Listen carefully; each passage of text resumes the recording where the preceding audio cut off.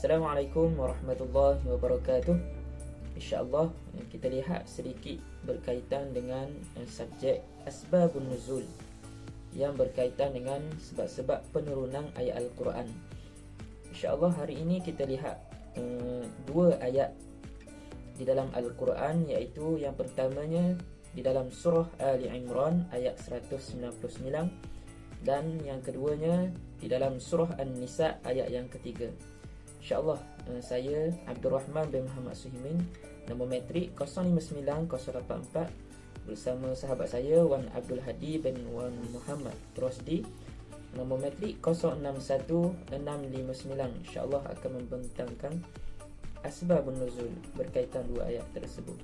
Kita pergi kepada yang pertama, iaitu pada surah Ali Imran ayat 199. A'udzubillahi minasyaitonirrajim.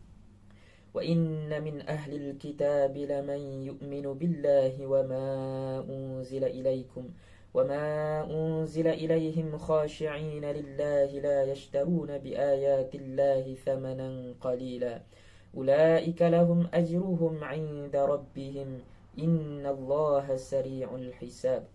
Yang bermaksud, dan sesungguhnya di antara ahli kitab ada orang yang beriman kepada Allah dan kepada apa yang diturunkan kepada kamu, yakni Al-Quran, dan juga kepada apa yang diturunkan kepada mereka, sedang mereka khusyuk kepada Allah dengan tidak menukarkan ayat-ayat Allah untuk mengambil keuntungan dunia yang sedikit.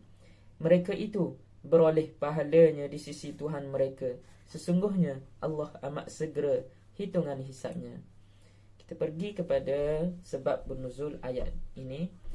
Akhrajan Nasa'i an Anas qala lamma jaa na'in Najashi qala Rasulullah sallallahu alaihi wasallam sallu alaihi qalu ya Rasulullah nusalli ala abd habshi fa anzalallah wa inna min ahlil kitab laman yu'minu billahi wa ma unzila ilaikum wa ma unzila ilaihim khashi'in. An-Nasa'i meriwayatkan dari Anas, dia berkata, apabila bangsa Najasyi datang, Rasulullah sallallahu alaihi wasallam bersabda, berdoalah untuknya. Mereka berkata, wahai Rasulullah, berdoa untuk hamba Habsyi.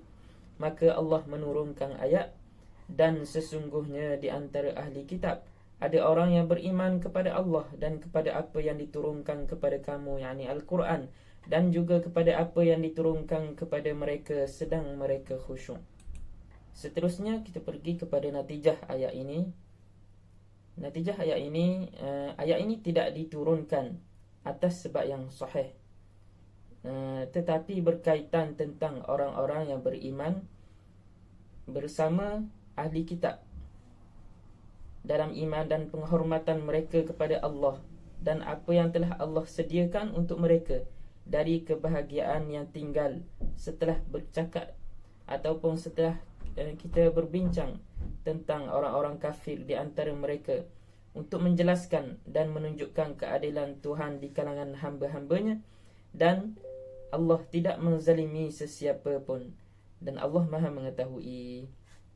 Wallahu alam. Saya serah kepada sahabat saya untuk pembentangan ayat seterusnya. Assalamualaikum warahmatullahi ta'ala wabarakatuh.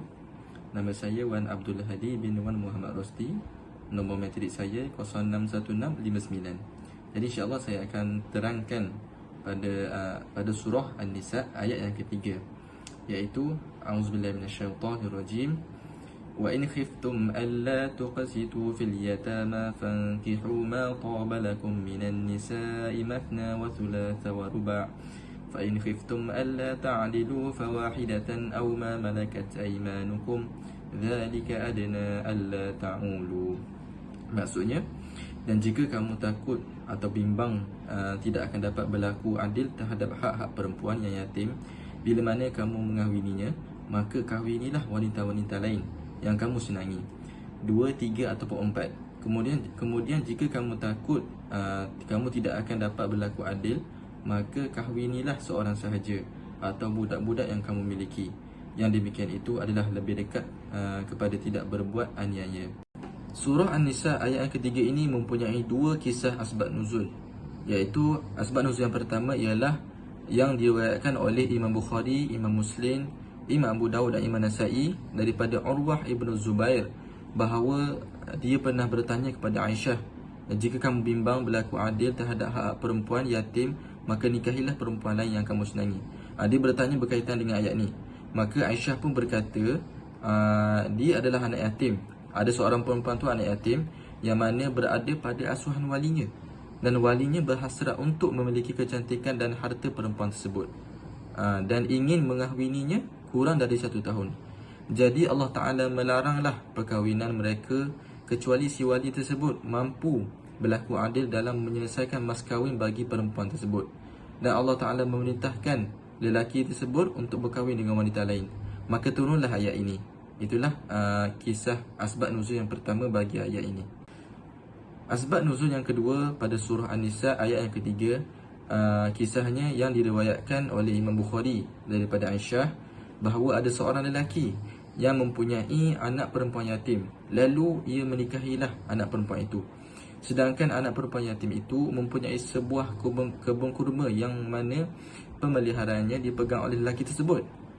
Dan anak perempuan yatim itu tidak mendapat satu pun mas kahwin daripada lelaki tersebut. Maka turunlah firman Allah Subhanahu Wa Taala, wa in khiftum alla tuqsitu fil yatama, dan jika kalian takut tidak akan mendapat berlaku adil kepada anak yatim. Menurut keyakinan pengarang ni, mungkin si perawi ni mengatakan bahawa anak perempuan yatim itu adalah rakan kerja lelaki itu dalam kebun kurma, bukannya anak perempuan lelaki itu, dan juga dalam harta benda lainnya. Sekian, itu sahaja daripada kami. Kalau ada salah tu tolong betulkanlah.